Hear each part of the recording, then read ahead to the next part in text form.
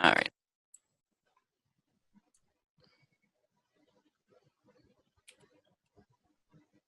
Let me just take a look at where I'll start typically with this is where the curves matter most. And that's always in the root, trying to make sure that the acceleration and deceleration there makes sense. And my curve will quickly tell me what's happening in that case. So I can see right away, looking at this curve, if I'm identifying problems, I see that's a really quick change in direction at this moment. And because the body is such a large mass and because this curve controls everything on my body, I would probably say like something that changes direction that sharply, unless something else is pushing him or stopping him from moving after this acceleration, that's probably going to be physically cheating things a bit. So I would probably try to iron that out first and foremost. So if I'm looking at this, that's when he hits the table. Okay, so that is a force, but that's more connected to the upper body right away. And this is the forward back motion, or left and right. So that's where we talked about it hitting a wall. That's the wall we were hitting, where we had that quick acceleration into a very rapid stop.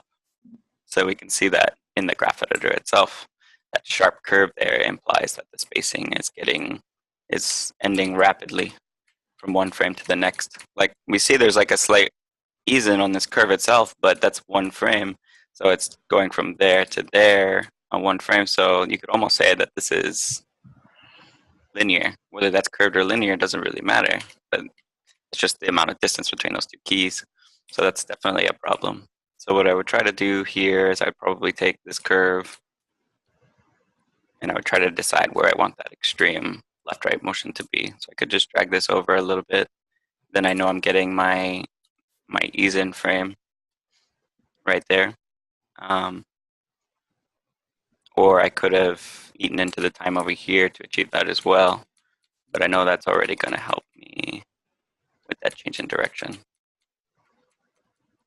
And then here again, because it's such a larger mass, I would probably try to just soften the big mass a bit and then tighten everything else. The smaller masses will be a little bit tighter in the graph editor than this would be. But I'd still want to usually define my every change in direction. So my ease in and my ease out, making sure that I have a key that kind of defines that. So this would technically be my hold, my moving hold. And then going into that moving hold, I just want to have a key that defines how I get into that moving hold. And then every change in direction I do, I'm always thinking about having a key here to define how quickly it changes direction. So that could be really quick or it could be a little bit slower. And then between these two keys, I'm always making sure that I don't have these tangents lining up with that. Because what that means is that you instantly have even spacing.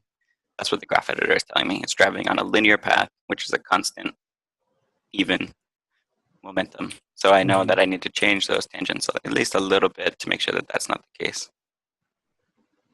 To get that consistent ease in, ease out.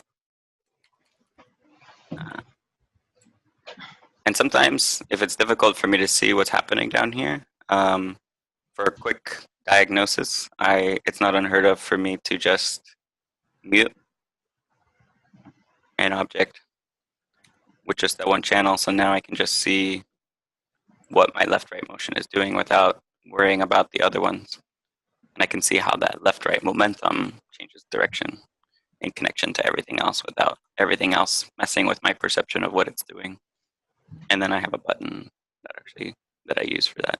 So I'll mute and unmute depending on what I'm working on. So that's just the left-right momentum, right? And then I would probably take that same gauge and let's just say we're going to go to the forward back. Like there's I'm already seeing a quick acceleration here. That doesn't necessarily mean it's a bad thing, but it just has to be motivated. So I'll go straight to that area and I'll ask myself, what's motivating that quick acceleration back? And it looks like you're rotating down quickly as well. So for me, that makes sense. I would still probably go and set a key here just to tighten that up a little bit, make sure it doesn't feel too soft, defining that ease in just a little bit more, not letting Maya do it. And then coming through here, I'd probably want that key in here just to tighten this up a little bit as well. Again, this is getting more into polish than anything. But I'm getting that consistent ease in, and I probably don't need that key, to be honest. I probably just need this one and this one. Or I could put a key here and delete that one, so I get something like that. Multiple ways to do that. That just feels a little cleaner.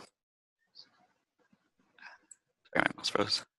And then again here, why it's feeling even is that this is a clean curve. Like there's not necessarily anything wrong with this curve. It's doing the motion we want it to do. But for the sake of, well, there's a couple things that I would change. And it kind of comes back to what we talked about, loss of energy. The steepness of this curve here and the steepness of this curve here is same. So the back forth bounce that's happening isn't actually settling.